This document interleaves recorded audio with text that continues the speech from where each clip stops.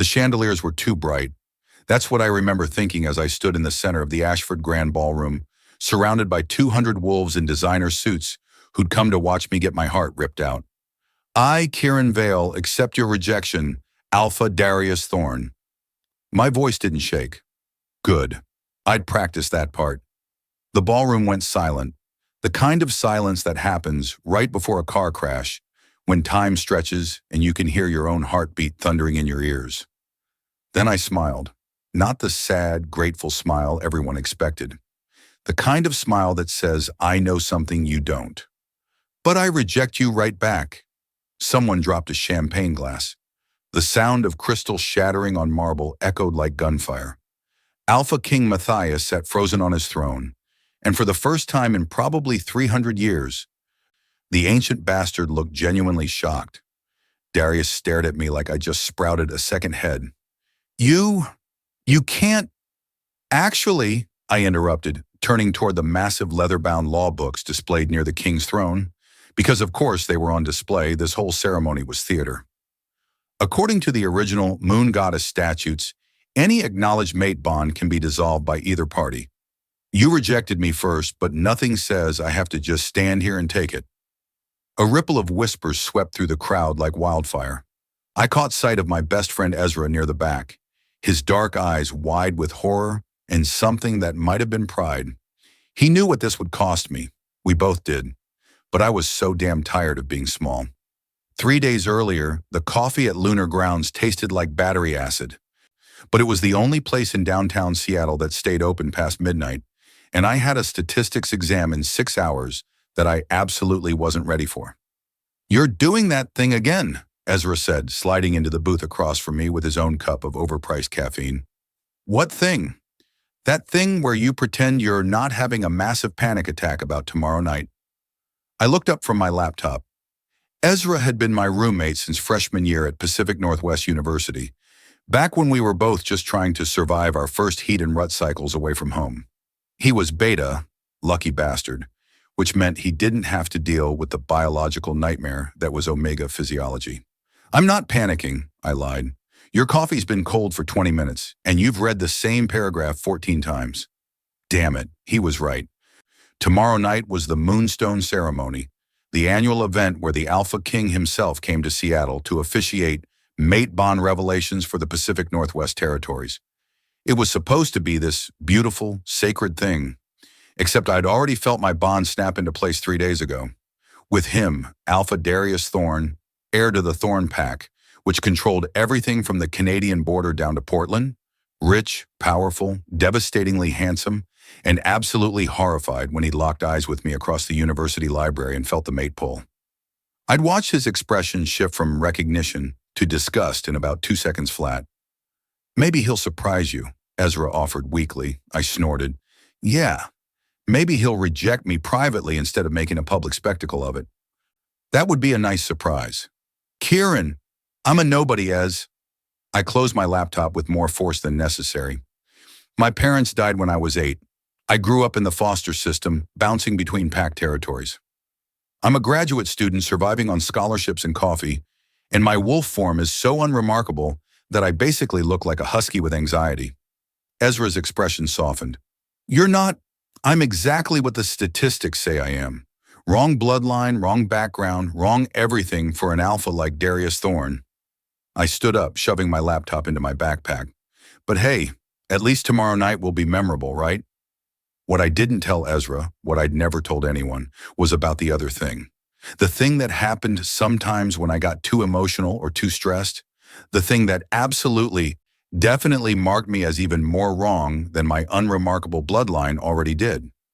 I could feel emotions, not just sense them the way most wolves could pick up on basic feelings through pack bonds. I could feel them like they were my own. Every fear, every desire, every buried secret someone was desperately trying to hide. It hit me in waves, overwhelming and intimate and completely invasive. Empathy, emotional reading, whatever you wanted to call it. It was a psychic ability that hadn't appeared in documented wolf bloodlines in over a century, and when it did show up in the old records, it was always in omegas who ended up either revered as shamans or burned as witches. I'd learned to keep my mouth shut about it by the time I was 12. And 3 days ago, when Darius had looked at me across that library, I'd felt everything. The instant recognition of the mate bond. The primal pull that made his wolf want to claim me right there. And underneath it, buried but not quite hidden, the crushing weight of his fear. Fear of being vulnerable. Fear of needing someone. Fear of what his father and his pack and his entire political future would think if he bonded with a nobody Omega who had nothing to offer except student loan debt and a sociology degree. That fear had tasted like ashes in my mouth. So yeah, I knew exactly what was coming tomorrow night. The present ballroom. This is unprecedented, King Matthias said slowly, his ancient voice carrying across the silent ballroom.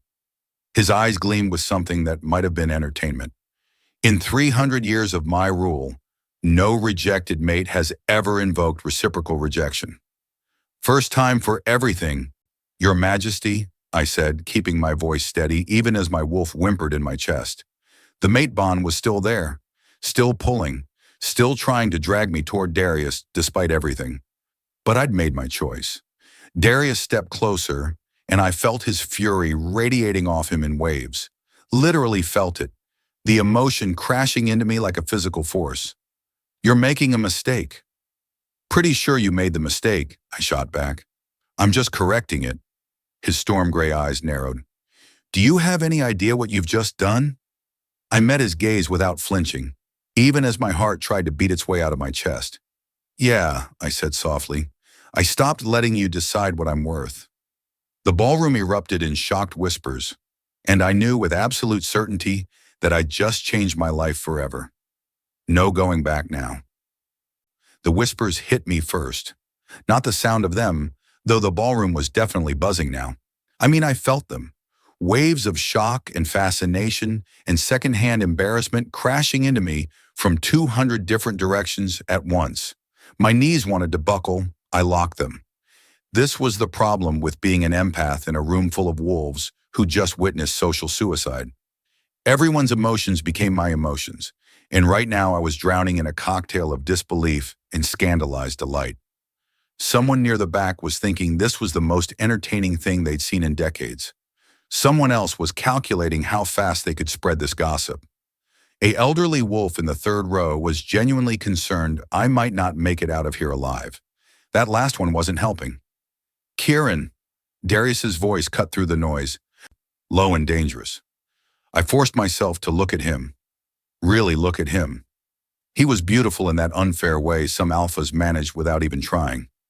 6'3" of controlled power, wrapped in a custom suit that probably cost more than my entire year's tuition. Dark hair swept back from a face that belonged on magazine covers. Those storm gray eyes that had haunted my dreams for 3 days straight. And right now, those eyes were burning with barely contained fury. But underneath the anger, I felt something else. Something that made my wolf perk up despite everything. Want. Raw, desperate, mate bond want that he was shoving down so hard it had to hurt. You need to take that back, he said quietly. Right now, before this gets worse. I laughed, couldn't help it. Gets worse? You just rejected your true mate in front of the entire Pacific Northwest supernatural community. I'm pretty sure we're past worse. I was trying to spare you the political complications. Oh, how noble. I felt my own anger rising now, hot and sharp. You were sparing me, not yourself, not your reputation, not your daddy's carefully planned political alliances, just little old me. His jaw tightened. You don't understand what you're... I understand perfectly. I took a step closer and I felt him tense. Good. You felt the bond. I know you did. And it scared the hell out of you because you can't control it, can't manipulate it, can't make it fit into your perfect little power structure. Kieran, so you decided to destroy it before it could make you feel something real. The emotion that rolled off him then nearly knocked me over. Shame and anger and fear all twisted together with that persistent, aching want that the mate bond kept shoving at both of us. For half a second, I thought he might actually be honest, might actually admit what I could feel radiating off him in waves. Instead, he straightened his shoulders and his expression went cold. Perfectly. carefully cold. "You're right," he said, loud enough for everyone to hear. "I don't want a mate who brings nothing to the bond except complications and weakness." The moon goddess made a mistake. The ballroom gasped. But I felt the lie, tasted it like copper on my tongue. He was performing, putting on the show everyone expected, protecting himself the only way he knew how. It should have made me angrier. Instead, I just felt tired. "Okay," I said softly, "if that's how you want to play this." I turned toward King Matthias, who was watching us like we were the most interesting chess match he'd seen in centuries. His emotions were harder to read. Ancient wolves had better shields. But I caught threads of curiosity and calculation. "Your Majesty," I said, proud that my voice stayed steady, "I believe reciprocal rejection requires formal acknowledgement." The king's lips curved into something that wasn't quite a smile. "Indeed it does." He stood from his throne, and the entire ballroom fell silent again. "However, there's the small matter of compensation." My stomach dropped. "Compensation? Oh yes." King Matthias descended the steps slowly, deliberately. "When both parties formally reject a mate bond, the party who initiated the rejection sequence must provide equivalent status compensation to the rejected party." I saw Darius's face go pale. "Since Alpha Thorne spoke first," the king continued, clearly enjoying himself, "he owes you compensation equivalent to what you would have gained through the mate bond." "Your Majesty," Darius started. "Which means," the king spoke over him, "you've just legally claimed the right to alpha status and territory." The room exploded. I couldn't breathe, couldn't think, couldn't process what I'd just heard. Alpha status? Territory? I was a graduate student who lived in an apartment with questionable plumbing. I didn't even have a pack. "That's impossible," someone shouted from the crowd. "He's a rogue Omega with no standing." "He's a mate-bonded Omega who was publicly rejected and reciprocally rejected in return," King Matthias corrected, his ancient voice carrying absolute authority. "The law is quite clear on this matter." I felt Darius's emotions spike, panic and rage, and something that felt suspiciously like betrayal, as if I'd somehow planned this. "I didn't know," I said, looking at him. "I swear I didn't." "Of course you didn't." His voice was ice. "You were just being impulsive and reckless, like always." That stung, mostly because he didn't actually know me well enough to know if I was impulsive or reckless. We'd barely spoken 3 sentences to each other before today. But I could feel what he really meant. "You just cost me everything because you couldn't keep your mouth shut and take it like you were supposed to." My wolf snarled in my chest. "You know what?" I heard myself say. "You're right. I should have just stood here quietly and let you humiliate me. Should have bowed my head and faded away like a good little nobody. That's what you wanted, right? Someone who'd make your rejection easy? That's not... But here's the thing, Alpha." I stepped closer, close enough that I could smell his scent. Pine and winter storms and something uniquely him that made my wolf whine with need.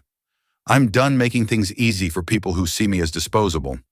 We stood there barely 3 feet apart, and the mate bond pulled tight between us like a rope about to snap. I felt his control wavering. Felt the alpha in him responding to the challenge in my voice, the proximity, the way I wasn't backing down. For one wild second, I thought he might grab me, might stop fighting the bond and just... "This isn't over," he said quietly, his voice rough. Then he turned and walked away. I watched him cut through the crowd, wolves parting automatically for him, because that's what you did for an alpha of his caliber. Watched him disappear through the massive ballroom doors without looking back once. The mate bond stretched and then went eerily quiet. Not broken, just distant. I became aware that everyone was staring at me. 200 pairs of eyes watching the nobody Omega who just accidentally claimed the right to become an alpha himself. King Matthias cleared his throat. "Well, this has been educational." His ancient eyes found mine. "Mr. Vale, we should discuss the particulars of your compensation claim. Privately." I nodded, not trusting my voice. As I followed him toward the throne room's private chambers, I caught sight of Ezra. He looked somewhere between horrified and impressed. I gave him a weak smile that probably looked more like a grimace. What the hell had I just done? The private chamber was somehow more intimidating than the ballroom. Smaller, quieter, lined with portraits of dead alphas whose painted eyes seemed to follow me as King Matthias closed the door behind us with a soft click that sounded way too much like a trap snapping shut. "Sit," he said, gesturing to one of the leather chairs near the fireplace. I sat, mostly because my legs were still shaking, and standing seemed like an increasingly bad idea. The king settled into the chair across from me, and up close I could see just how old he really was. Not in a frail way, in a "I've seen empires rise and fall, and I'm still here" way that made my wolf want to bare its throat in submission. I kept my chin up anyway.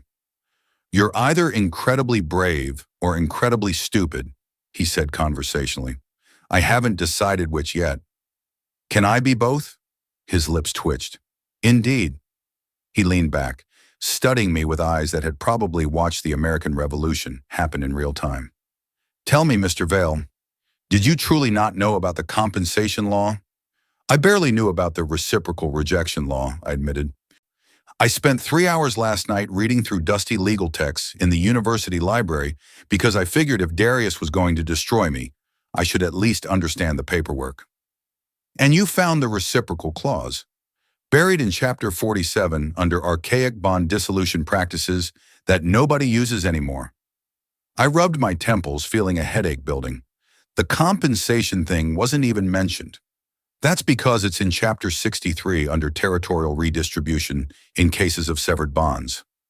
King Matthias smiled, and it was the smile of someone who knew exactly how complicated his own legal system was.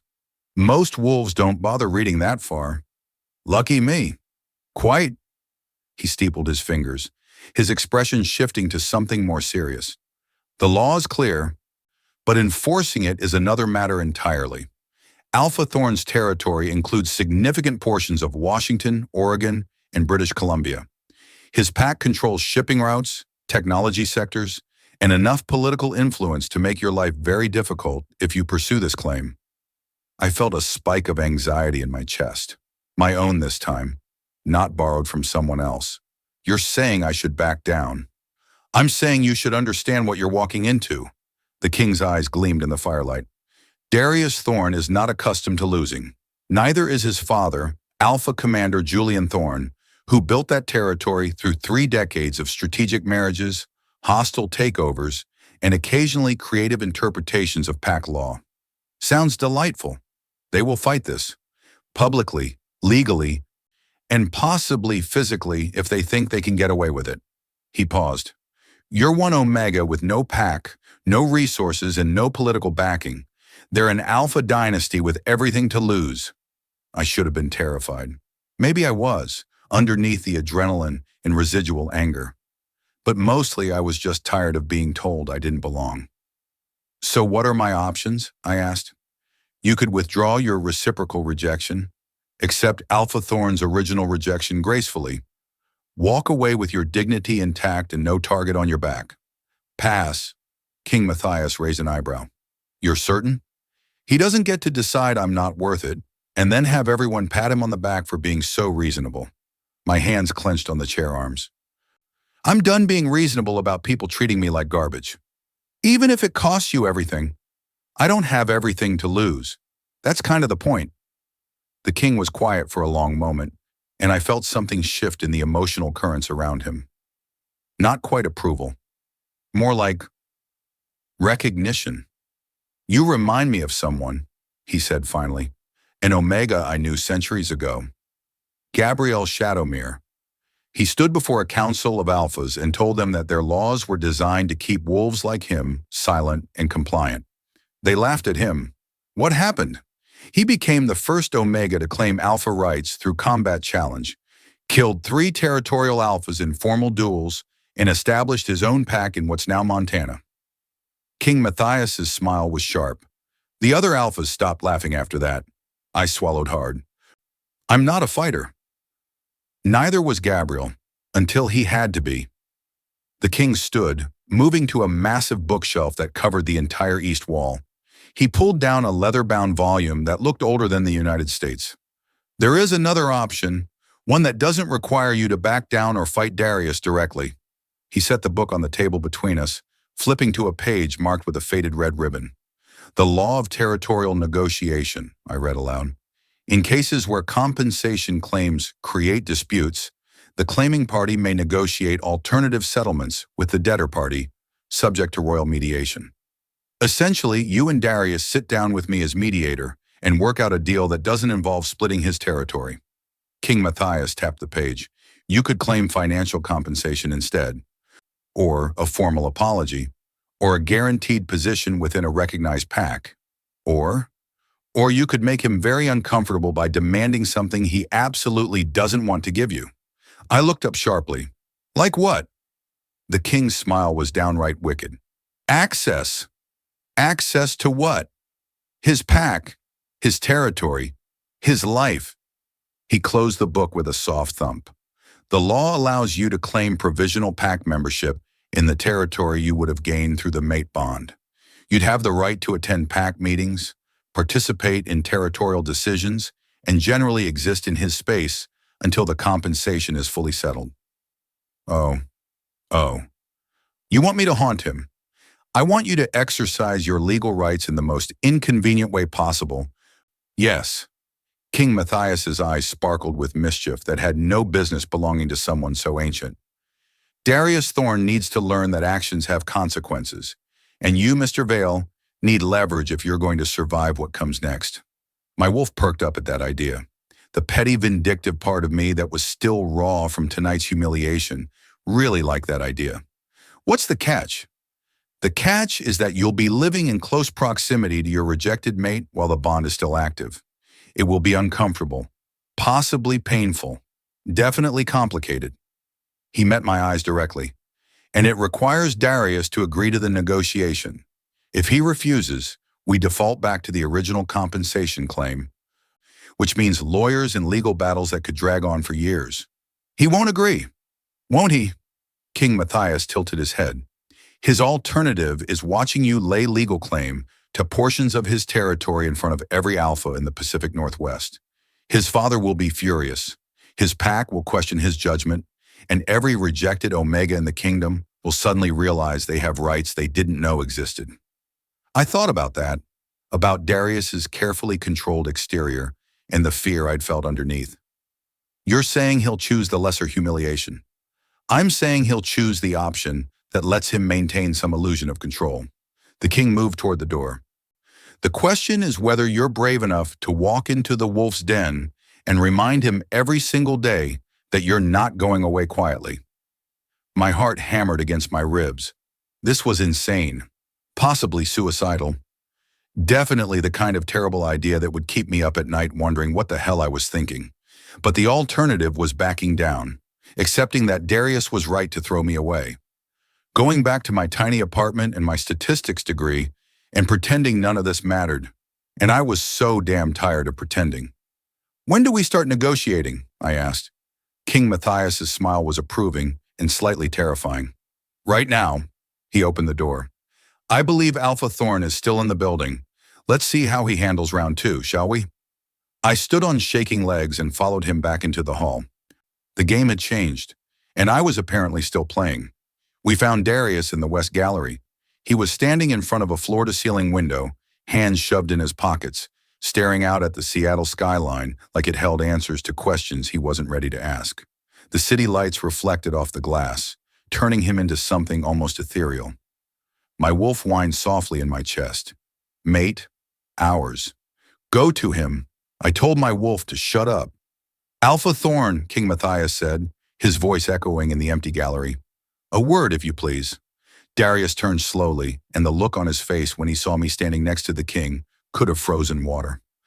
I have nothing more to say to him. Fortunate, then, that I'm the one who needs to speak. The king moved further into the gallery, and Darius had no choice but to face us both. We need to discuss Mr. Vale's compensation claim. There is no claim. Darius's jaw was tight. He's a rogue omega with no pack standing. The law doesn't apply. Actually, it does. I couldn't help myself. Reciprocal rejection creates a severed bond status regardless of pack affiliation.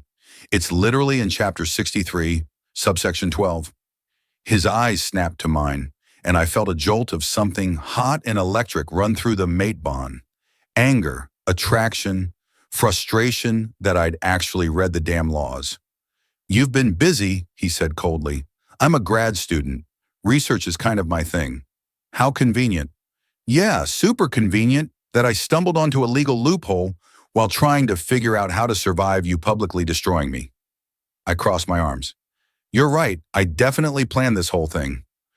The mate bond, your rejection, my completely impulsive response, all part of my master scheme to ruin your life." "Kieran," King Matthias said mildly, but I could hear the warning underneath. I bit back the rest of my sarcasm. Barely. Darius was watching me with an expression I couldn't quite read. "What do you want?" "I want you to stop acting like I'm the villain here. You just claim rights to my territory in front of 200 witnesses. Because you rejected me in front of 200 witnesses." My voice rose despite my best efforts. "You don't get to be the victim when you started this. I was trying to protect you." "Bullshit!" The word hung in the air like a slap. Darius went very still. Alphas didn't like being called liars, especially not by Omegas. Especially not by Omegas who were supposed to be grateful for whatever scraps of consideration they received. But I was done with grateful. "You were protecting yourself," I continued, my voice steadier now. "From the bond, from feeling something you couldn't control, from having to explain to your father and your pack why you chose someone like me instead of someone suitable." I felt his emotions spike. Shame and anger tangled together so tightly I couldn't separate them. "You don't know anything about my situation. I know you're scared." His expression shuddered completely. "I'm not scared of you. I didn't say you were scared of me. I said you're scared." I took a step closer and his whole body tensed. "Of the bond, of what it means, of losing the perfect control you've built your entire life around." "This is pointless," Darius said, turning toward King Matthias. "I won't negotiate with someone who doesn't understand basic political reality. If he wants to pursue a legal claim, he can hire lawyers and spend the next decade in court. I'm done here." "Actually, you're not." The king's voice carried that edge of absolute authority that made even alphas pause. "Sit down, Alpha Thorne, both of you." There was a long, tense moment where I thought Darius might actually refuse, challenge the king's direct order, and make this entire situation exponentially worse. Instead, he moved to one of the gallery benches and sat with the kind of rigid posture that screamed barely controlled fury. I sat on the opposite end, as far away as I could get while still technically following orders. The king remained standing, looking between us like a teacher who'd caught two students fighting in the hallway. "Here is what's going to happen," he said. "Mr. Vale has a legal claim to compensation. Alpha Thorne has significant resources but limited desire to see his territory disputed in open court. We are going to reach a negotiated settlement tonight, or I will invoke my right as king to impose a settlement you both will hate." Darius's hands clenched on his knees. "What kind of settlement?" "The kind that doesn't require splitting your territory, but does require acknowledging Mr. Vale's rights under the severed bond law." King Matthias pulled a document from inside his jacket. How long had he been carrying that? "Specifically, provisional pact membership." "Absolutely not. Let me finish." The king's tone could have cut steel. "Mr. Vale will be granted provisional membership in the Thorn Pact, with full rights to attend pact functions, participate in territorial decisions, and reside within your territory for a period of no less than 6 months." My stomach dropped. "Wait, reside?" "You claimed equivalent status to what you would have gained through the mate bond," King Matthias said calmly. "That includes territorial access, unless you'd prefer to pursue full territorial division instead." I looked at Darius, who looked like he'd swallowed glass. 6 months? 6 months, the king confirmed, during which time you'll both have opportunity to demonstrate good faith negotiation toward a final settlement. At the end of that period, if no agreement has been reached, we'll reconvene and discuss next steps. "This is insane," Darius said flatly. "You're forcing me to keep my rejected mate in my pack. I'm enforcing the law you invoked when you rejected him publicly." King Matthias's expression was implacable. "You wanted to dissolve the bond? Fine. But dissolution comes with consequences. You don't get to walk away clean while he suffers the social and legal ramifications alone. The silence that followed was suffocating. I could feel Darius's emotions churning, trapped, furious, and underneath it all, that persistent thread of want that the mate bond kept pushing at both of us. Where would I even stay? I asked quietly. I have an apartment, classes, a life in Seattle. The Thorne Pack headquarters is in Seattle, King Matthias said. Belltown District. You'd have your own quarters in the pack house. Your university is 20 minutes away. Your current life continues, just with added pack obligations. Added proximity to him, you mean? Yes. I looked at Darius, really looked at him. He was staring at the floor now, jaw tight, every line of his body screaming resistance. But I could feel something else underneath the anger. Fear, not of me, of what 6 months of forced proximity would do to the control he valued so much. The mate bond was still active, still pulling, still trying to drag us together despite everything. 6 months in the same building, same pack, same space. It would be torture, for both of us. What if I say no? I asked. King Matthias raised an eyebrow. Then we proceed with territorial division, and you spend the next decade in legal battles that will drain whatever resources you have while Darius fights you at every turn. And if he says no, then I rule in your favor by royal decree and give you twice what I'm offering now. The king's smile was thin. I'm giving you both the chance to handle this privately and maintain some dignity. But make no mistake, this will be settled. The only question is how much it costs you both in the process. I felt sick, excited, terrified, all at once. 6 months living with Darius Thorne, 6 months of forced pack functions and territorial meetings and probably a lot of very uncomfortable silences. 6 months of the mate bond trying to convince us we belong together. I need a minute, Darius said, his voice rough, to think. You have 30 seconds, King Matthias replied. Choose. Darius's head came up sharply. That's not enough time to... 25 seconds. I watched emotions flicker across Darius's face. Anger, panic, calculation, the weight of political consequences versus personal discomfort. Finally, he looked at me. Fine, he said, the word like pulling teeth. 6 months, but you follow pack rules. You don't interfere with pack business, and you stay out of my way. Deal, I said before I could think better of it. As long as you stop acting like I'm some kind of burden you have to tolerate. His eyes narrowed. I make no promises. Then we're going to have a really fun 6 months. King Matthias pulled out a pen. Excellent. Let's make it official. As I watched him prepare the paperwork, one thought kept running through my head. What the hell had I just agreed to? The pen scratched across parchment with a sound that felt way too permanent. King Matthias wrote with the careful precision of someone who'd been drafting legal documents since before typewriters existed. Every word deliberate, every clause binding.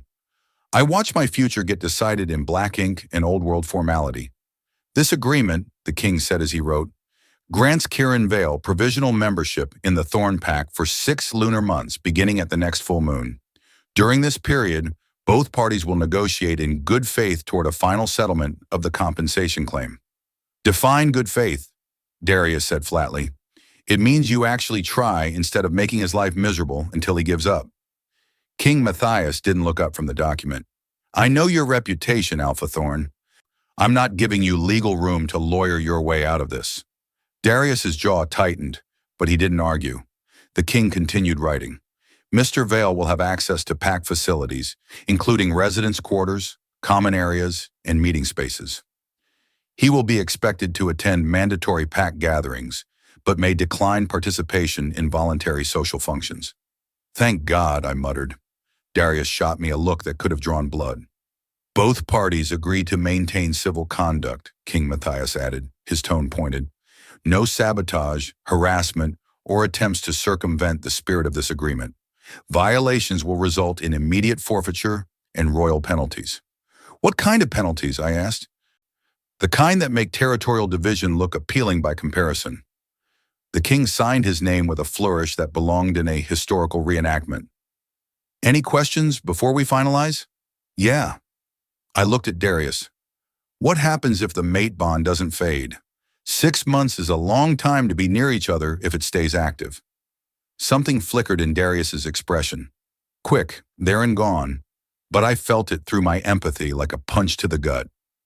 Longing, raw and desperate, and immediately shoved back down. The bond will fade, he said, his voice carefully neutral. It always does after rejection. Eventually. Eventually, I repeated. That's reassuring. If you're looking for reassurance, you chose the wrong situation. Darius stood, moving toward the window again, away from me. This whole thing is a disaster waiting to happen. Then why agree to it? He didn't answer right away, just stood there with his back to us, tension radiating off him in waves I didn't need empathy to feel. Because the alternative is worse, he said finally. My father would never forgive a public territorial dispute. The pack would question my judgment. Other alphas would see it as weakness. So this is about your reputation. This is about survival. He turned, and for the first time since the ballroom, he looked almost human. Tired, worn down by the weight of expectations I could only imagine. You think this is just about us, about what I want or what you want? There are 200 wolves in my pack who depend on stable leadership. Trade agreements that could collapse if confidence wavers. Political alliances built over decades that my father would dismantle if I gave him reason to doubt me. I felt the truth in his words, the crushing pressure of being an alpha heir in a dynasty where failure wasn't an option. And I'm a threat to all of that, I said quietly. You're a complication I didn't plan for. Right, a complication. The word tasted bitter. Not a person, not someone worth considering before you decided to reject them in front of hundreds of people. Just a complication. That's not what I... Sign the agreement, Alpha Thorne, King Matthias interrupted, pushing the document across the table. Or don't, but make a choice now because my patience for alpha posturing expired somewhere around the turn of the last century. Darius stared at the parchment like it might bite him. Then he picked up the pen and signed his name in sharp, angry strokes. The king turned to me. Mr. Vale? My hand shook slightly as I took the pen. This was real. Actually happening. 6 months living with a pack that didn't want me, and an alpha who'd made it crystal clear I was a burden. But walking away meant admitting he was right, that I didn't deserve consideration, that wolves like me should just accept whatever the powerful decided and be grateful for it. I signed my name. The mate bond pulsed in my chest like it recognized what we'd just done, bound ourselves together in a different way, not through magic or moon goddess intervention, but through legal obligation and forced proximity. Excellent. King Matthias folded the document with practiced ease. I'll file this with the royal registry tonight. Kieran, you have until the full moon to arrange your affairs and move into pack housing. That gives you 72 hours. 3 days. 3 days to figure out how to explain this to Ezra, pack up my life, and prepare to walk into a situation that felt increasingly like social suicide. One more thing, the king added, his ancient eyes moving between us. There's something you both should know before you begin this arrangement. Darius tensed. What? You're not the first rejected mate in the Thorne bloodline? King Matthias's expression was unreadable. Your grandfather, Alpha Marcus Thorne, rejected his true mate 60 years ago, an Omega named Sebastian Blackwater. The temperature in the room dropped about 10 degrees. That's not possible, Darius said, but his voice had lost its certainty. My grandfather was mated to my grandmother. They built the Thorne dynasty together. Your grandmother was his chosen mate, not his true mate. The king moved toward the door. Sebastian disappeared after the rejection. Most assumed he died alone, as rejected wolves often did back then. But before he left, he made a prediction. I felt dread creeping up my spine. What kind of prediction? That the Thorne bloodline would never know peace until an alpha learned to choose love over power. King Matthias opened the door, pausing in the threshold. Your grandfather dismissed it as bitter rambling. But 3 generations later, here we are. A Thorne alpha rejecting his true mate. History repeating itself. That's just coincidence, Darius said. But I could feel his uncertainty. Perhaps. The king's smile was enigmatic. Or perhaps some debts take generations to settle. Either way, You both have 72 hours to prepare. I suggest you use them wisely." He left, the door closing behind him with a soft finality. Silence filled the gallery like water rising. I looked at Darius, who was staring at the spot where the king had stood, like he could will him back and demand answers. "Did you know," I asked, "about your grandfather?" "No." His voice was hollow. "My father never mentioned it. Never even hinted that our family history included anything like that. Maybe he didn't know either. Or maybe it was buried on purpose." Darius ran a hand through his hair, destroying its perfect styling. "Thorne family values are very clear. Duty, honor, strategic alliances. Love is considered a luxury we can't afford." The words landed like stones in still water. "That sounds lonely," I said quietly. His eyes met mine, and for a second I saw past all the walls in careful control. Saw the person underneath who'd been raised in a cage made of expectations and political necessity. "It's survival," he said. "In our world, showing weakness gets you destroyed. Emotional attachments become leverage. The mate bond is supposed to be sacred, but in reality it's just another vulnerability enemies can exploit. So you rejected me to protect yourself. I rejected you to protect both of us." His voice cracked slightly. "You have no idea what my father is capable of when he sees something he considers a threat to the family legacy. The things he's done to maintain power, the wolves he's destroyed for stepping out of line." He stopped, jaw clenching like he'd said too much, but I'd felt the fear underneath his words. Real, visceral fear that went deeper than political consequences. "He'd hurt you," I realized. "If you bonded with me, your father would hurt you. He'd hurt you." Darius turned away again. "I'm his heir. He needs me. But you'd be expendable, a mistake to be corrected. And he has people who specialize in making problems disappear quietly." My blood went cold. "You're saying your father would have me killed?" "I'm saying my father has very specific ideas about what makes a suitable mate for the Thorne heir, and a rogue Omega grad student with no pack and no political value doesn't make the list." He laughed, bitter and sharp. "So yeah, I rejected you, not because you're not good enough, but because being bonded to me would have put a target on your back that you don't have the resources to survive." The confession hung between us like broken glass. All this time I'd thought he rejected me out of pride or fear of vulnerability, but it was more complicated than that, more painful. He was trying to protect me the only way he knew how, by pushing me away before his family could destroy me. "That's really messed up," I said finally. "Welcome to Alpha Politics. And now I'm moving into your pack house anyway. Now you're moving into my pack house anyway." He looked at me, expression unreadable. "Where my father will absolutely notice you, question you, possibly decide you're a threat that needs handling." "Great. Can't wait." I stood, my legs steadier now. "Anything else I should know? Secret family curses? Deadly pack rituals? Blood feuds?" "Just one thing." Darius met my eyes directly. "Stay away from my father. Whatever happens in the next 6 months, whatever you think you need to say or prove, avoid Commander Julian Thorne at all costs." The warning in his voice was genuine, almost desperate. "Noted," I said, "though something tells me he's not going to make that easy." "No," Darius agreed quietly. "He won't." I walked toward the door, exhaustion finally catching up with me. Tonight had been approximately 3 years long, and I still had to face Ezra's inevitable freakout when I explained what I just signed up for. "Kieran," I paused, hand on the doorknob. "For what it's worth," Darius said, his voice barely above a whisper, "I'm sorry for all of it." I felt the truth in his words, the genuine regret. It didn't make anything better, but at least it was honest. "Yeah," I said. "Me too." Then I left before the mate bond could convince me to stay. The hallway outside the gallery was empty. Thank God. I leaned against the wall, pressing my palms to the cool plaster and trying to remember how to breathe like a normal person. My heart was doing gymnastics in my chest, and the mate bond was throwing a full-scale tantrum about the fact that I'd just walked away from Darius. "Go back. He needs us. We need him. We need therapy," I muttered to my wolf. And maybe a strong drink. Talking to yourself is a bad sign.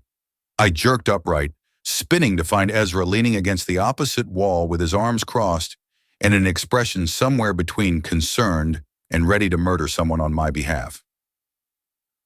How long have you been there? Long enough to watch you have a mild breakdown in a royal hallway. He pushed off the wall, closing the distance between us. Want to tell me what the hell just happened? Because from where I was standing in the ballroom, it looked like you just nuked your entire life. That's pretty accurate, yeah. Kieran, I'm moving into the Thorne pack house. The words came out flat. For 6 months, as part of a legally binding compensation agreement overseen by the actual Alpha King himself. Ezra stared at me, blinked, stared some more. You're joking. Do I look like I'm joking? You look like you're in shock. Also accurate. I started walking, needing movement before I either screamed or threw up. Ezra fell into step beside me, his presence steadying in a way I desperately needed right now. We navigated the castle's maze of corridors until we found a side exit that led to a courtyard garden. The night air was cold and sharp, carrying the scent of late-blooming roses and the distant sound of traffic from downtown Seattle. I sat on a stone bench before my legs could give out. Ezra sat next to me, close enough that our shoulders touched. Start from the beginning, he said quietly, and don't leave anything out. So I told him. Everything. The reciprocal rejection, the compensation law, King Matthias's negotiation, the 6-month agreement, Darius's confession about his father, the family history of rejected mates. By the time I finished, Ezra looked like he was reconsidering every life choice that had led to being my best friend. This is insane, he said finally. You know that, right? This is genuinely, objectively insane. I'm aware. His father sounds like he collects war crimes as a hobby. Also aware. And you signed a legal document agreeing to walk into this situation voluntarily. Are you trying to make me feel better or worse? Ezra rubbed his face with both hands. I'm trying to figure out if I should support your terrible decisions or kidnap you and drive to Canada before you can actually go through with this. Despite everything, I laughed. It came out slightly hysterical, but it was still a laugh. I can't back out now, I said. King Matthias has the signed agreement. It's done. Then I'm coming with you. I looked at him sharply. What? You heard me? Ezra's expression was stubborn in that way that meant arguing would be pointless. If you're moving into a pack house full of alphas who already hate you, you're not doing it alone. I'll transfer my classes to evening sessions, pick up some freelance work, and camp out in your fancy new quarters until this whole nightmare's over. Ez, you can't just upend your life because I made bad choices? Watch me. He stood, pulling out his phone. I'm texting Professor Chen right now to request schedule changes. You're stuck with me, Vale. Deal with it. The gratitude that hit me was so intense I had to look away before I started crying in a royal garden like some kind of tragic romance novel character. Thank you, I managed. Don't thank me yet. I'm probably going to say, I told you so, approximately 40 times a day once this disaster really gets rolling. I'll take it. We sat in companionable silence for a moment, and I felt some of the tension in my chest ease. Having Ezra in my corner made this whole thing slightly less terrifying. Only slightly. Can I ask you something? Ezra said after a while. Sure. Do you actually want this? The proximity to Darius, I mean? Or are you just being stubborn because he pissed you off? I thought about that. Really thought about it. Honestly, I don't know. I pulled my knees up, wrapping my arms around them. Part of me wants to make him as uncomfortable as he made me. Wants to shove the consequences of his choices right in his face until he has to actually deal with them. And the other part feels the mate bond every time I'm near him and wonders if maybe somewhere under all the alpha posturing and political bullshit, there's something worth saving. I rested my chin on my knees, which is probably stupid. It's not stupid. It's just complicated. Everything about tonight is complicated. Fair point. Ezra bumped my shoulder with his. For what it's worth, I think you're either the bravest person I know or the most self-destructive. Possibly both. King Matthias said the same thing. Well, he's been alive for like 4 centuries. He's probably seen this exact flavor of disaster before. I was about to respond when I felt it. A pulse through the mate bond, sharp and sudden, like someone had plucked a string stretched tight between Darius and me. Pain, not physical, emotional. The kind of raw hurt that came from somewhere deep and unhealed. Without thinking, I stood. "Kieran," Ezra's voice was concerned. "What's wrong?" "I don't know." I turned back toward the castle, following the pull of the bond like a compass. "Something's wrong with Darius." "So?" "He rejected you. Let him deal with his own problems." But I was already moving, my feet carrying me back through the side entrance, up a different set of stairs, following emotional currents I couldn't explain but knew were real. I found him in a smaller gallery on the third floor, one without windows or portraits, just empty walls and silence. He was sitting on the floor with his back against the wall, head in his hands, and the emotional pain radiating off him was so intense it nearly brought me to my knees. Grief. Old and deep and buried so far down, he'd probably convinced himself it didn't exist anymore. "Darius," his head snapped up, and I saw something in his expression I'd never expected to see. Vulnerability, raw and unguarded, and quickly disappearing behind his usual walls. "How did you find me?" His voice was rough. "I felt you." The truth slipped out before I could stop it. "Through the bond." He looked away, jaw tight. "You should go." "Probably." I moved closer instead, sitting down next to him, but leaving space between us. "Want to tell me what just happened?" "No." "Want to sit in uncomfortable silence while you pretend you're fine?" His lips twitched, almost a smile. "That's more my speed." So we sat, two people bound together by moon goddess magic and legal documents, and the kind of complicated mess that probably required a therapist and a miracle to untangle.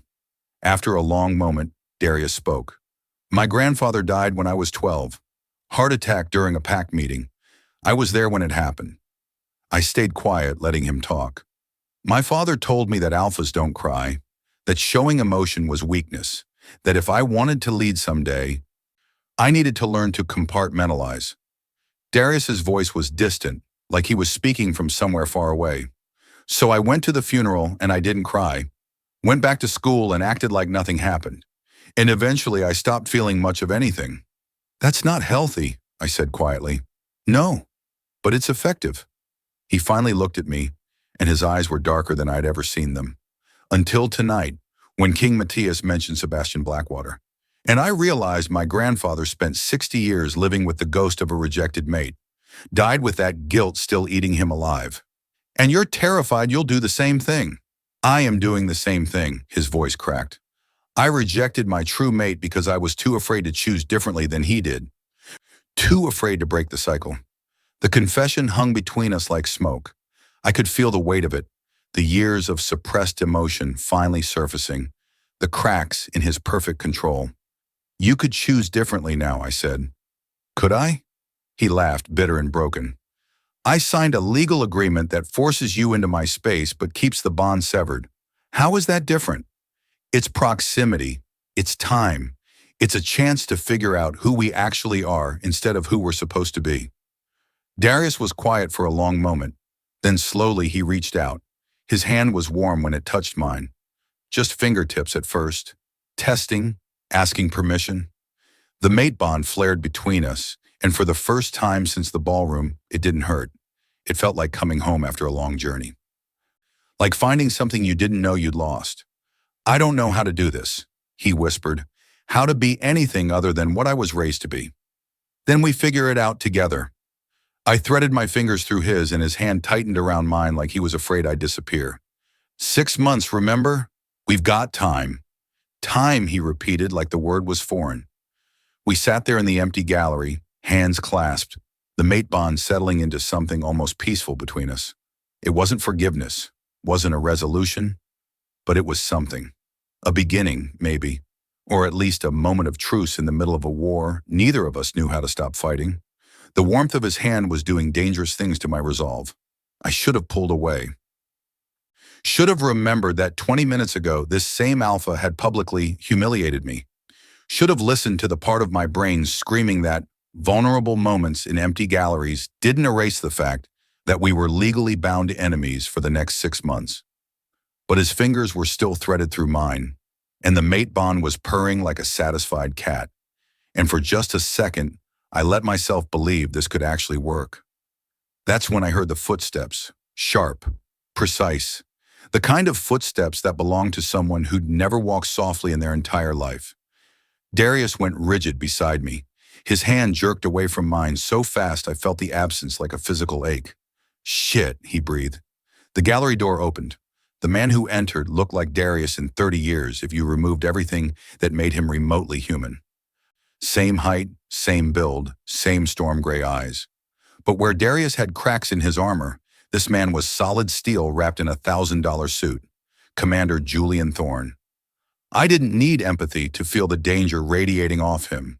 It was written in every line of his posture, every calculated step, every cold assessment in his gaze as it swept over his son and then landed on me. "Father." Darius was on his feet instantly, and the vulnerable man from 30 seconds ago had vanished completely. "I didn't expect you tonight." Clearly, Julian's voice could have cut glass. "I received an interesting call from Marcus Ironwood about an hour ago. Something about my heir making a spectacle at the Moonstone ceremony." "It's handled." "Is it?" Julian moved further into the gallery, and I felt my wolf instinctively wanting to submit. This was an alpha who'd built an empire through violence and strategy, and he knew exactly how intimidating he was. "Because from what I hear, you publicly rejected your true mate, then somehow ended up legally bound to house him for 6 months. That doesn't sound handled, Darius. That sounds catastrophic." King Matthias mediated the agreement. King Matthias is a meddling fool who thinks werewolf politics should involve feelings and fairness. Julian's eyes found me again, and I felt stripped bare under that gaze. "Stand up." It wasn't a request. I stood, keeping my chin up, even though every instinct screamed at me to look away. "So you're the Omega who's decided to complicate my son's life." Julian circled me slowly, like a predator assessing prey.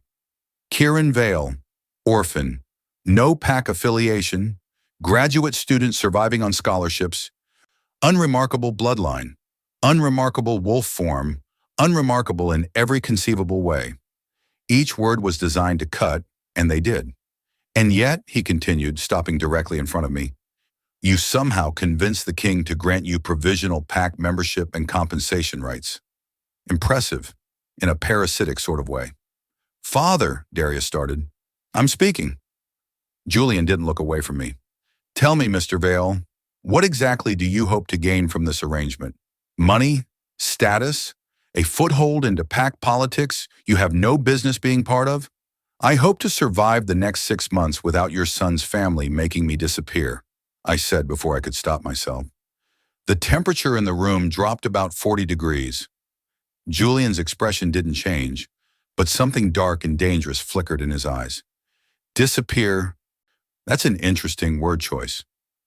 "Darius told me you have specific ideas about suitable mates." I forced myself to hold his gaze. "And that I don't make the list. My son talks too much." Your son was being honest. Rare quality in alpha politics from what I've seen. I felt Darius's panic spike beside me, but I couldn't stop now. The words were coming out like I'd stored them for years, and they were finally breaking free. "You want to know what I hope to gain?" I continued. "I hope to prove that rejected Omegas aren't just collateral damage in your power games, that we have rights and voices and value beyond what we can offer politically connected alphas." Julian smiled. It was the most terrifying thing I'd ever seen. "Idealistic," he said softly, "and suicidally naive. You think 6 months in pack housing will change centuries of hierarchy? That your little legal loophole will inspire some kind of social revolution? I think things change when people stop accepting that they can't." "No."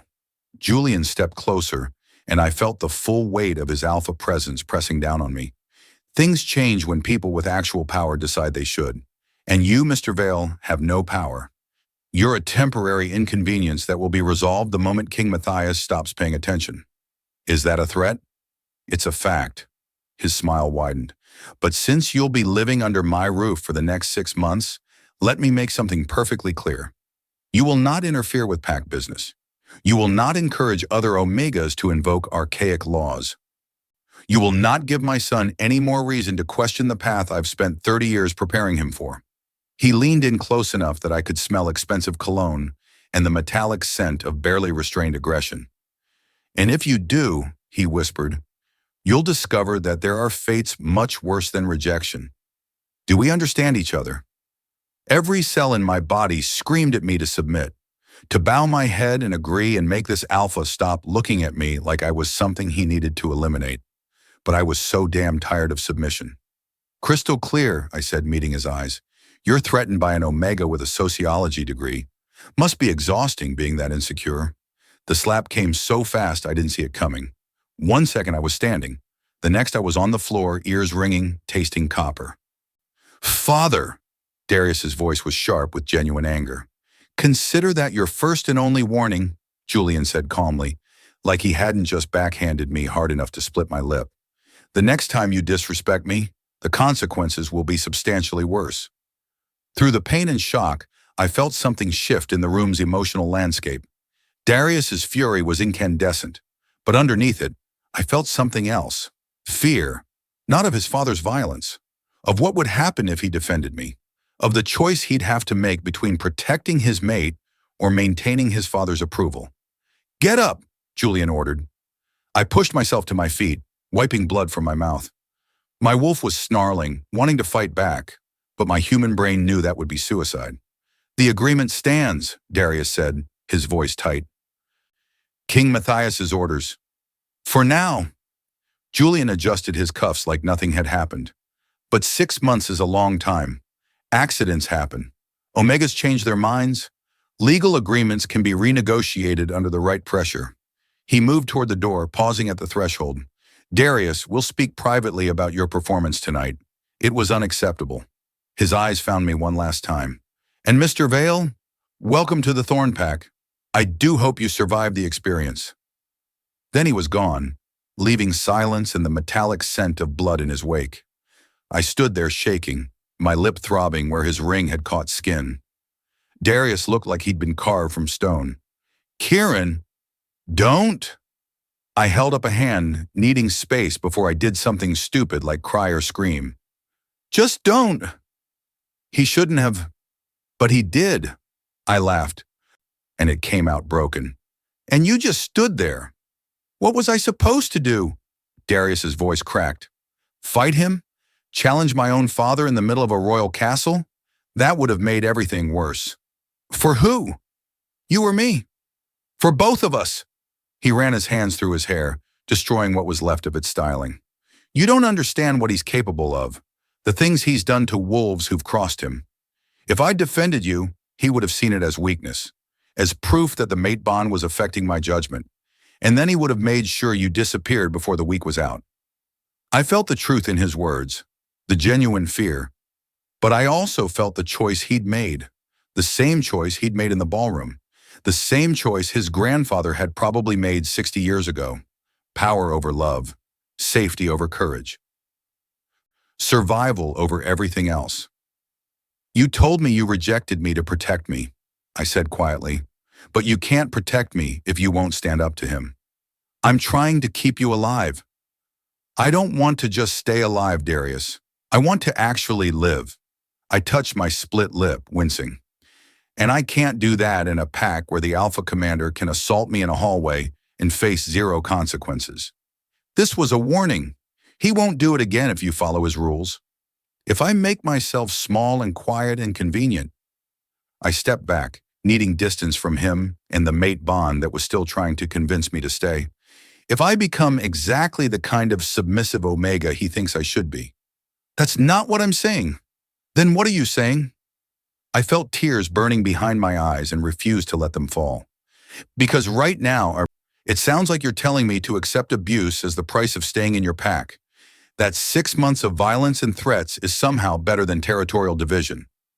Darius opened his mouth, closed it, opened it again. No words came out, and that silence said everything.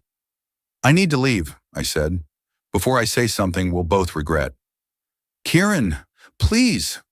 But I was already moving, heading for the door, my lips still bleeding, and my heart breaking in ways that had nothing to do with physical pain. The mate bond stretched and pulled and screamed at me to turn around. I kept walking. Behind me, I felt Darius's emotions spiral into anguish and rage and helpless frustration. But he didn't follow. Didn't choose me over his father's approval. Didn't prove that anything between us was worth fighting for.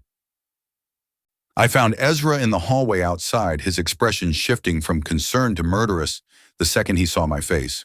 "What happened?" He grabbed my shoulders, eyes scanning the damage. "Who did this?"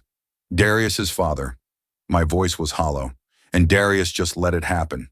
Ezra's jaw tightened. "We're leaving. Right now." "I can't." I showed him the signed agreement that King Matthias had given me before leaving. "I'm legally bound to move into pack housing in 72 hours. If I don't show up, I forfeit everything." "Then we show up," Ezra said grimly, "but we go in armed with information and backup plans. Because that family," he gestured toward the gallery, "they're going to try to destroy you, and we need to be ready." I nodded, tasting copper and feeling something inside me shift. The moment in the gallery, that brief connection with Darius, that fragile beginning, it was shattered, and I had no idea if it could ever be repaired.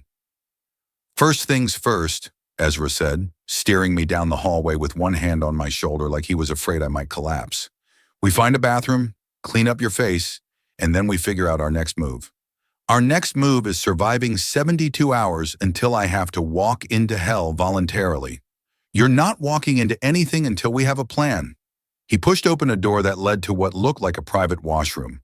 Marble everything, gold fixtures, the kind of excess that screamed old money supernatural dynasty. I caught my reflection in the mirror and winced. My lip was split and swelling, blood dried at the corner of my mouth. I looked like I'd lost a fight, which technically I had. Ezra wet a towel and handed it to me. "Tell me exactly what Julian said." I dabbed at my lip, the cold water stinging. "The usual. I'm worthless. I'm a parasite. I should stay in my lane or face consequences worse than rejection." I met Ezra's eyes in the mirror.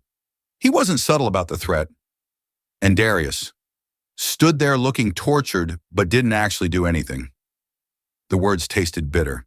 He's terrified of his father. Can't say I blame him after that performance.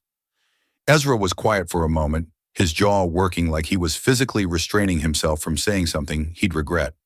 "You know what? Screw this. We're not doing this. We don't have a choice. King Matthias can suck it." Ezra grabbed my shoulders, turning me to face him directly. "Listen to me. That legal agreement means nothing if you're dead. And Julian Thorne just showed you exactly what he thinks of Omega rights and royal authority. He slapped you in the king's own castle, Kieran. What do you think he'll do when you're actually under his roof? I'll be careful. You'll be isolated in enemy territory with an alpha who's already proven he's willing to get physical." Ezra's voice rose slightly. "This isn't bravery. This is suicide with extra steps." "Then what am I supposed to do?" My own voice cracked. "Back down? Let them win? Prove that every rejected Omega should just accept their fate quietly because fighting back is too dangerous? I'm saying maybe living to fight another day is better than dying to prove a point nobody will remember." The bathroom door opened.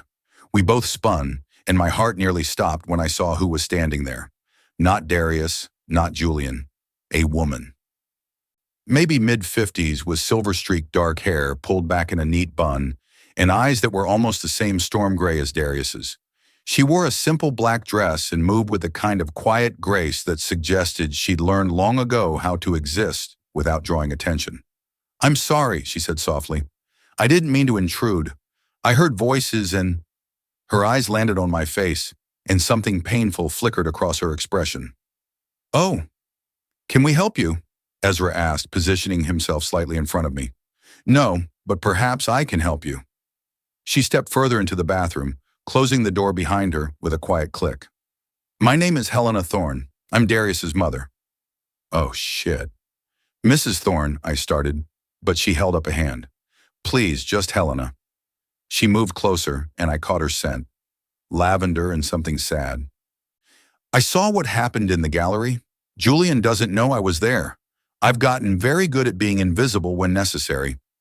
The admission hung in the air like smoke. "Did you come to tell me to leave your son alone?" I asked, suddenly exhausted. "Because I've already gotten that message pretty clearly tonight." "No." Helena's expression was complicated, sad and resigned, and something that might have been hope. "I came to tell you that I was you 30 years ago."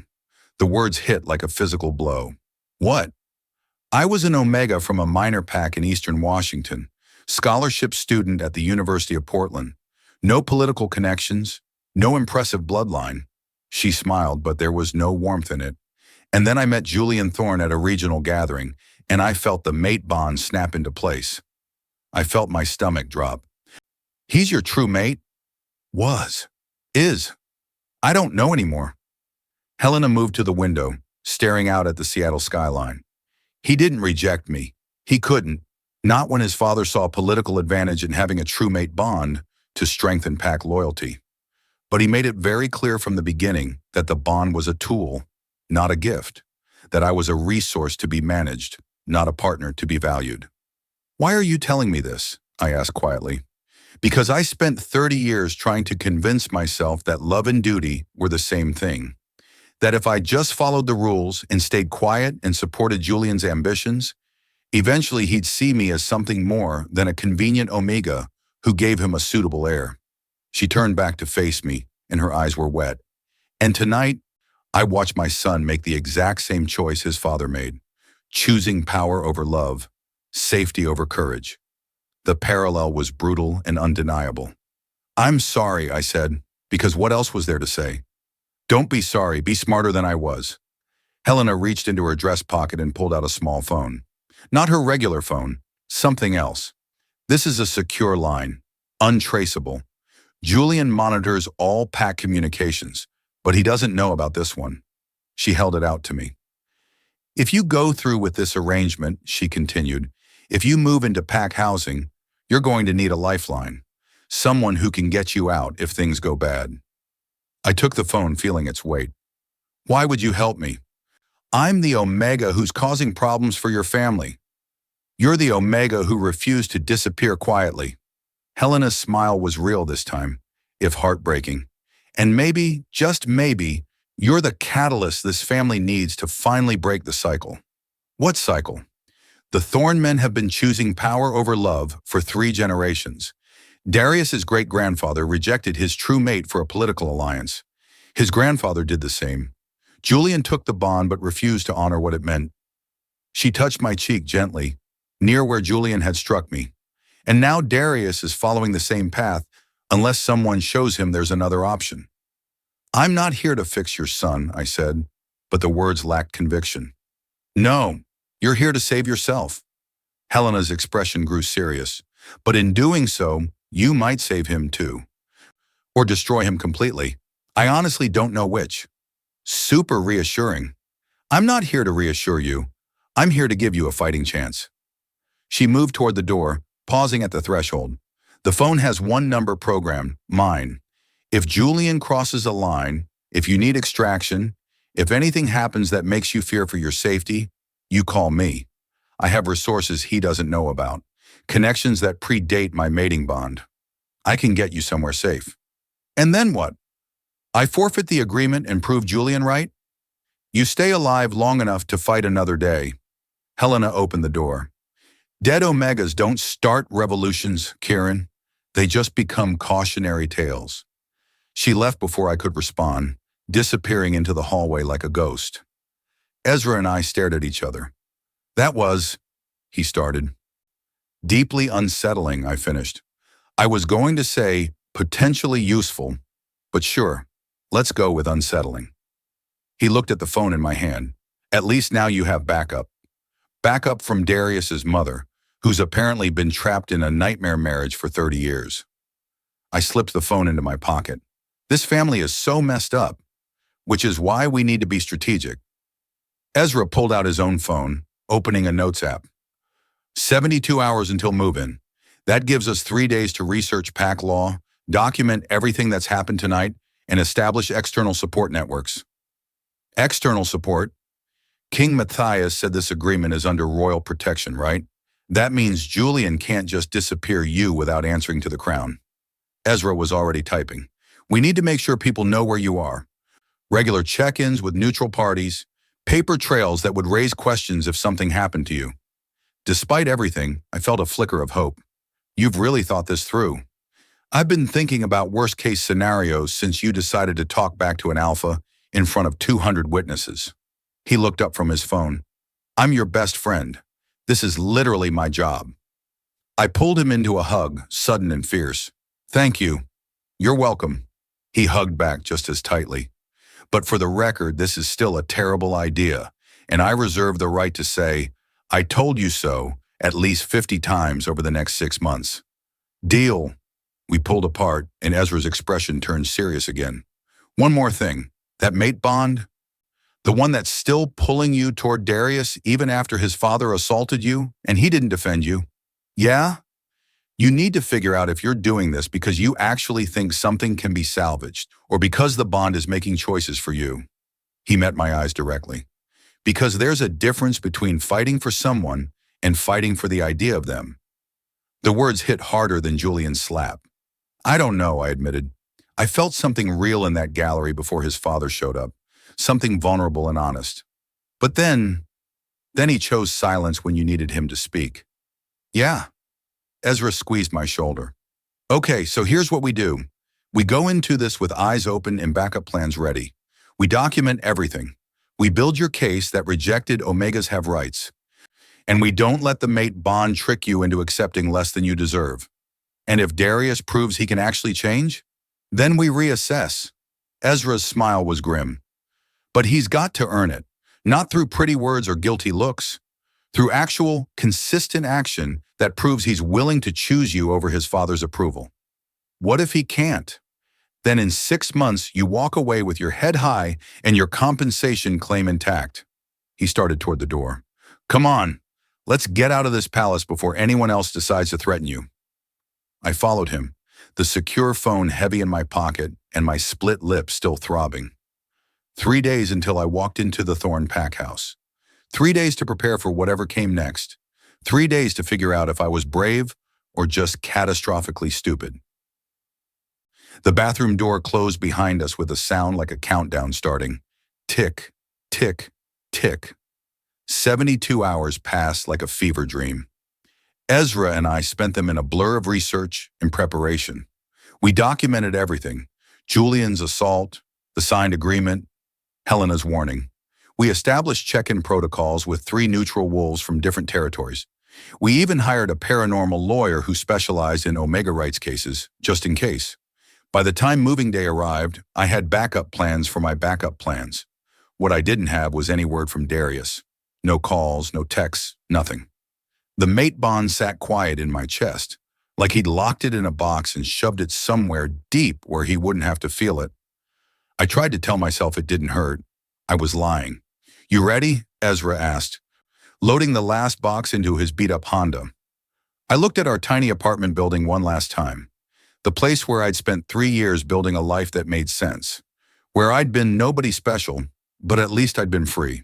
No, I said honestly, but let's go anyway.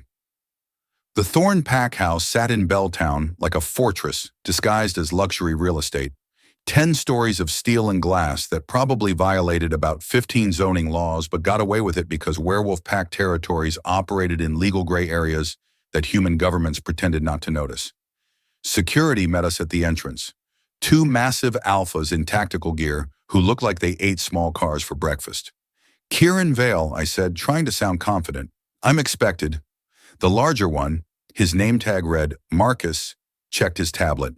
You're in the Omega wing. 7th floor. Your guest will need to register as a temporary resident. Guest? Ezra bristled. I'm his... Registered, Marcus interrupted. Pack law. Non-members need documentation. 20 minutes of paperwork later, we were finally cleared to enter. The lobby was exactly as intimidating as I'd expected. All marble and intimidation, with portraits of previous Thorne alphas glaring down from the walls like they were personally offended by my existence. Cheerful place, Ezra muttered. The elevator ride to the 7th floor was silent, except for instrumental music that sounded like it cost more than my tuition. Our floor was not what I expected. Instead of the prison cells I'd been picturing, the Omega Wing was actually nice. Warm lighting, comfortable furniture in the common areas, doors with actual locks instead of bars. Kieran Vale? I turned to find a woman in her 40s with kind eyes and graying hair approaching us. She wore casual clothes and had the relaxed posture of someone who wasn't constantly on guard. I'm Sarah Chen, Omega Wing Coordinator. She smiled, genuine and warm. Welcome to the pack house. I know this situation is unusual, but I wanted to introduce myself and make sure you know you're safe here. Safe, I repeated, touching my mostly healed lip. Her expression flickered with something that might have been anger. What happened in the castle was unacceptable. Commander Thorne has been informed that physical discipline of provisional members violates pack law and royal decree. It won't happen again. And if it does, then I personally escort you to King Matthias's office and file formal charges. Sarah's voice was steel wrapped in kindness. I've been Omega Coordinator for 15 years. I take the safety of every Omega in this house seriously, regardless of political complications. I felt some of the tension in my chest ease. Thank you. Your quarters are this way. She led us down a hallway to a door marked 7C. You'll have a bedroom, bathroom, and small sitting area. The common kitchen is at the end of the hall. Pack meetings are Tuesdays and Thursdays at 7. Attendance is mandatory for provisional members. She handed me a key card. Any questions? Yeah, Ezra said. What's the protocol if Commander Thorne decides to ignore pack law and royal decrees? Sarah's expression hardened. Then you press the emergency button in your room and security responds within 60 seconds. We have protocols, Mr. Chen. Ezra Chen. Her eyebrows rose. Any relation to Dr. Patricia Chen from the Portland territory? She's my aunt. Small world. Sarah's smile returned. You're in good hands then. The Chen family doesn't tolerate bullshit, as I recall. Despite everything, I laughed. We spent the next hour unpacking and making the space feel less like temporary housing and more like somewhere I could survive for 6 months. It was almost comfortable. That should have been my first warning. The knock came at 8 p.m., just as Ezra and I were debating whether to risk the common kitchen or order takeout. I opened the door expecting Sarah or maybe another Omega checking in. Instead, I found Darius. He looked like he hadn't slept in 3 days. Hair disheveled, tie loosened, shadows under his eyes that definitely hadn't been there at the ceremony. He was still wearing a suit, but it was rumpled in a way that suggested he'd been wearing it for too long. Hi, he said, his voice rough. Hi, I replied. Because what else do you say to the alpha who rejected you, signed legal papers, forcing you to live in his territory, then ghosted you for 72 hours? Can we talk? I should have said no. Should have closed the door and let him feel what it was like to be shut out. But the mate bond flared the second I saw him, and my stupid wolf was doing backflips at his proximity. Fine. I stepped into the hallway, closing the door behind me. Whatever this was, I didn't want Ezra overhearing it. Darius looked at the closed door, then back at me. I wanted to apologize for what happened with my father, for not defending you, for disappearing instead of proving you're different than him. He flinched. Yeah. We stood there in the hallway, 3 feet apart, the mate bond pulling, and the memory of his father's slap still fresh enough to make my jaw clench. I spent the last 3 days in meetings with my father, Darius continued. He wanted to discuss his strategies for making you leave voluntarily, suggested everything from social isolation to economic pressure to carefully orchestrated accidents that would look like bad luck. My blood ran cold. And you're telling me this why? Because I told him no? Darius stepped closer, and I felt the heat of him. To all of it, I told him that King Matthias's agreement would be honored, that you were under pact protection, and that anyone who violated that protection would answer to me personally. How did that go? About as well as you'd expect. He pulled down his collar slightly and I saw bruises. Fresh ones. The kind that came from someone with alpha strength not holding back. But I meant what I said. You're safe here, Kieran. I'll make sure of it. I wanted to believe him, wanted to feel relieved that he'd finally stood up to his father. But all I could think about was how he'd stood silent while Julian hit me, how he'd chosen safety over courage when it actually mattered. You got hurt standing up to him after the fact, I said quietly, but you didn't protect me when it was happening. I know, his voice broke slightly, and I'll regret that for the rest of my life, but I'm trying to do better. To be better. Trying isn't the same as doing. I know that too. He reached out slowly, giving me time to pull away. When I didn't, his fingers brushed my jaw where the bruise had been. I'm asking for a chance to prove that I can be the alpha you deserve. Not in 6 months, not eventually. Starting right now. The touch sent electricity through the mate bond. My wolf purred. My brain screamed warnings. What does that even mean, I asked. It means I want to actually get to know you. Not as a political problem or a legal obligation, as the person the moon goddess chose for me. His thumb traced my cheekbone. It means I want to court you properly, the way I would have if I hadn't been a coward 3 days ago. Court me, I laughed, but it came out breathless. We're legally bound enemies living under the same roof. That's not exactly a romance novel setup. Then we'll write our own story. He leaned closer, and I could smell pine and winter storms and that uniqueness that was just him. If you'll let me. I should have said no. Should have remembered the gallery and the silence and the 3 days of nothing. But his hand was warm on my face, and the mate bond was singing, and for the first time since the ballroom, I felt like maybe this could actually work. One chance, I whispered. You get one chance, Darius. And if you choose your father's approval over me again, I won't. You don't know that. Then I'll learn. His forehead touched mine, and I felt his breath against my lips. Because losing you would be worse than anything my father could do to me. The kiss started soft, tentative, like he was afraid I might disappear if he pushed too hard. Then the mate bond flared between us like a supernova, and soft became desperate, his hands tangled in my hair, mine fisted in his shirt. 3 days of tension and fear and need all crashing together in a hallway kiss that probably violated about 15 packhouse rules. When we finally broke apart, both breathing hard, Darius rested his forehead against mine. I'm sorry, he whispered, for all of it. I know. I'll prove I can be better. You'd better. He pulled back slightly, and I saw something in his expression that made my heart stutter. Not love, not yet, but the possibility of it. The beginning of something real. Dinner tomorrow? He asked. Just us. No pack politics, no legal obligations. Just 2 people getting to know each other. Okay. His smile was devastating. Okay. He kissed me again, softer this time, then pulled away before I could drag him back. Good night, Kieran. Good night. I watched him walk down the hallway, feeling the mate bond settle into something almost peaceful. Maybe this could work. Maybe he really would prove he could change. Maybe. The lights went out. All of them. Simultaneously. The hallway plunged into darkness so complete I couldn't see my hand in front of my face. Emergency lighting should have kicked in immediately. It didn't. I heard movement. Multiple footsteps, too quiet to be accidental, coming from both ends of the hallway. Darius! My voice came out smaller than I wanted. No answer. Then I felt it. A pulse through my empathy, so strong it nearly brought me to my knees. Fear, pain, desperation. Not from one source. From dozens. Every Omega in the building was terrified. Kieran!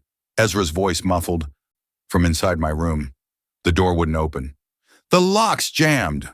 The footsteps got closer. I pressed myself against the wall, my wolf snarling in my chest, my empathy screaming warnings I couldn't fully process. This wasn't an accident. This was planned. And then I smelled it. A scent that made every instinct shriek danger. Wolfsbane, concentrated enough to weaken shifters, pumped through the ventilation system. My legs buckled. Strong hands caught me before I hit the ground. Not Darius's hands. Sorry, kid, a voice whispered. Male, unfamiliar. Orders are orders. I tried to fight, tried to call out, tried to do anything.